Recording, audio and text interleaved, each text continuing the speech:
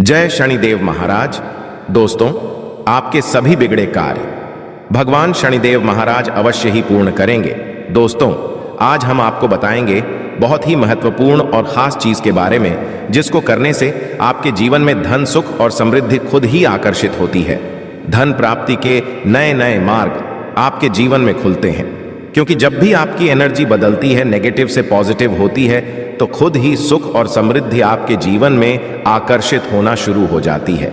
किंतु इसके पीछे का रहस्य क्या है और किस प्रकार ये कार्य करता है, आपको इस बारे में पता होना बहुत ही जरूरी है। तो आज हम आपको इस वीडियो में बताएंगे कि किस प्रकार से आपको ये करना है, इस प्रयोग के कितने ज्यादा लाभ आपको अपने जीवन में मिलते हैं। इसीलिए इस वीडियो में बताई गई सभी बातों को बिल्कुल ध्यान से समझकर आप इसका अवश्य लाभ उठाएं, क्योंकि जब भी आप इस प्रयोग को इस्तेमाल करते हैं तो खुद ही एक दिन में आपको इसके रिजल्ट भी देखना शुरू हो जाते हैं। इतना ज्यादा शक्तिशाली ये प्रयोग माना जाता है। दोस्तों, शनिवार का दिन बहुत ही खास होता है, क्योंकि इस दिन टोने टोटके भी किए जाते हैं और उनसे छुटकारा पाने के उपाय भी किए जाते हैं। तो इस दिन आप कैसे सुरक्षित रहें और जब भी आप कुछ करें अपने अच्छे के लिए करें, तो चलिए इस बारे में जानते हैं। सबसे पहली बात, जब शनिदेव की पीड़ा ये परेशान करती है तो चारों तरफ से परेशानियां आती हैं। एक के पश्चात एक आप उलझते चले जाते हैं। और जब शनिदेव अपना रंग दिखाते हैं, रंग रूप क्या होता है? पारिवारिक जीवन में मतभेद, माता पिता के स्वास्थ्य पर कष्ट और आपका करियर, रोजगार एकदम से खत्म हो जाता है, तो है दंड अधिकारी का दंड देने का तरीका। दोस्तों, कैसे इससे बाहर निकले, कैसे उनको मनाएं? तो दोस्तों, एक बात हमेशा याद रखें, घर के मुख्य दरवाजे पर आपको गंगा जल रोज ही डालना है। गंगा जल नहीं है तो तांबे के किसी पात्र में या मिट्टी के किसी बर्तन में रात में ही जल भरकर रख लें। सुबह सुबह उठकर 2-4 बूंद अपने मुख्य दरवाजे पर हल्का सा डाल दें। किंतु शनिवार के दिन क्या करना है? आप जब घर के मुख्य दरवाजे की सफाई करवाते, झाड़ू लगाते होंगे तथा काम वाला बुलवाते होंगे, तो आपको शनिवार के दिन पहले झाड़ू ना लगाकर पहले पानी डालना है। यदि पानी डालने की व्यवस्था ना हो, जब 2-4 बूंद के छींटे डाल दें और फिर सफाई करवाए। पानी डालने से क्या होता है? जो आत्मा ये है वो शांत हो जाती है। आपकी जीवन की मुश्किलें आपको परेशान नहीं करेंगी, तो ये प्रयोग अवश्य करें। दोस्तों, दूसरी बात, जब हम घर की सफाई करवाते हैं, झाड़ू पोछा लगवाते हैं, तब पोछे वाले पानी में नमक फिर फिटकरी डालकर ही पोछा लगवाएं। फिटकरी कैसे डालें? जो डली वाली फिटकरी होती है वो आप एक डली ले लें, पोछे के पानी में एक बार घुमा लें। ये मग में थोड़ा सा पानी लेकर उसमें घुमा लें, फिटकरी उठाकर रख लें और जो पानी है उसको पोछे के पानी में मिला दें। इस तरह से आप उस पानी से पोछा लगवाएं या फिर एक चुटकी समुद्री नमक डालकर पोछा लगाएं। आपके ऐसा करने से आपके पूरे घर पर किसी भी तरह का कोई भी जादू टोना किसी का नहीं चलेगा। लोग स्वस्थ और सुरक्षित बने रहेंगे। ये बहुत ही सिंपल उपाय है। दोस्तों, आगे बढ़ने से पहले आपसे एक विनती करते हैं कि वीडियो को लाइक अवश्य करिएगा और दोस्तों को शेयर भी करें। और यदि अभी तक आपने चैनल को सब्सक्राइब नहीं किया है तो चैनल को सब्सक्राइब करके इस बेल आइकॉन को अवश्य दबाइएगा।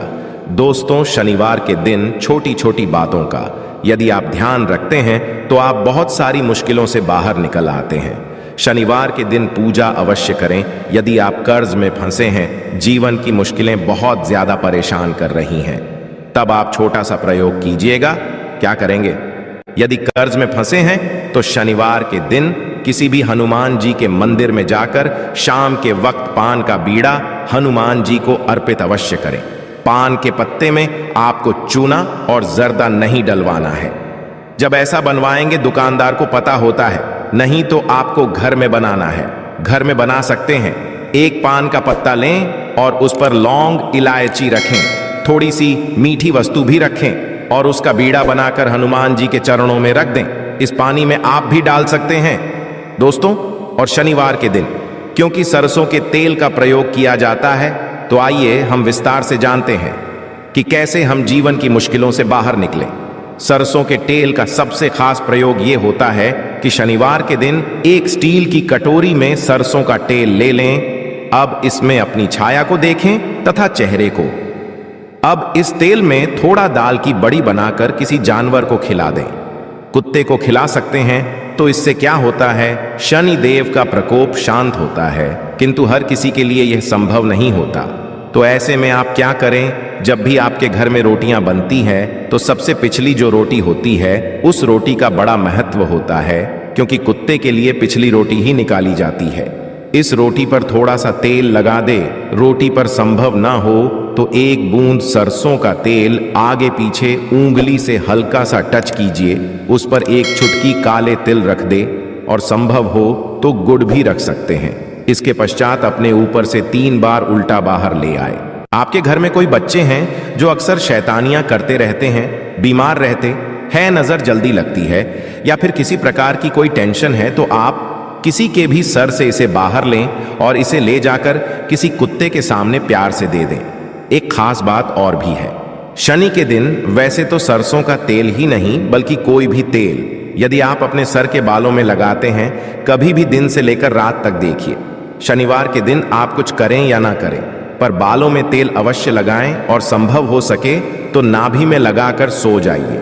ऐसा करने से भाग्य उदय होता है, जीवन की मुश्किलें कम होती हैं। और आपने सुना होगा कि नाभि में तेल लगाने से होंठ भी नहीं फटते और आपका स्वास्थ्य भी अच्छा होता है, क्योंकि नाभि पूरे शरीर केंद्र बिंदु है। इसीलिए कहा जाता है कि नाभि को छेड़ो मत। नाभि में थोड़ा सा सरसों का तेल या कोई भी तेल लगा लें और थोड़ा सा तेल अपने सर पर, और आपके घर में जितने भी लोग हैं वे सभी हल्का सा तेल सर में लगाकर ही सोए दोस्तों। और शनिवार के दिन शनिदेव की पूजा होती है। इनसे जुड़ी एक कथा भी है कि शनिदेव को जब रावण ने लंका में अपने पैरों के नीचे रखा था, तब हनुमान जी महाराज ने उनको वहां से बंधन से मुक्त कराया था। तब शनिदेव महाराज ने हनुमान जी महाराज को वरदान दिया था कि जो भी मेरी पूजा करने के पश्चात आपकी पूजा करेगा, उन भक्तों पर हम कभी भी अपनी कुर्सी दृष्टि नहीं डालेंगे। इसीलिए शनिवार के दिन जब आप शनिदेव की आराधना करते हैं, तब उसके पश्चात हनुमान जी की आराधना अवश्य करें तथा हनुमान जी के दर्शन अवश्य करें। इससे शनिदेव आप पर कभी भी क्रोधित नहीं होंगे। दोस्तों, कैसे करें? पूजा बहुत ही सिंपल है।